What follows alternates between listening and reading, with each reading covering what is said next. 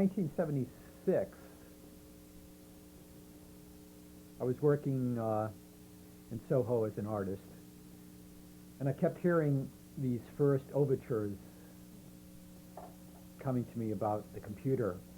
About 10 years later, 1986 in Soho, I heard there was a place called Mission Graphics down in the Lower East Side, and they were selling a fantastic new computer for very little money called the Amiga.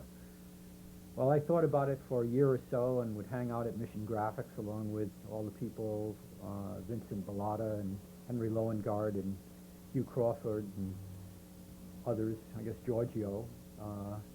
There were just a bunch of people who became hooked on the Amiga, and a year or two later I actually got one. I bought a 2000, and it became really part of my life. I integrated it into my studio situation in Soho, where I began digitizing images that were captured by a video camera into the Amiga, and then I would manipulate the images with programs such as Live, which I had a great deal of fun with, and that would give me subsequent ideas for other kind of compositions and colors that I normally wouldn't think of.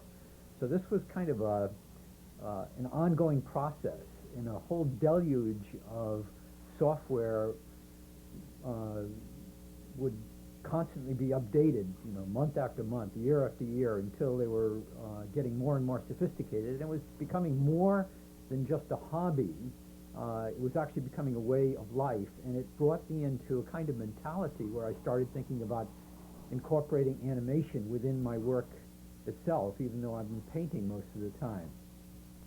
So this process has been going on now for several years, and paintings that I have done in the studio have been a partial outgrowth of my work with the Amiga and other platforms.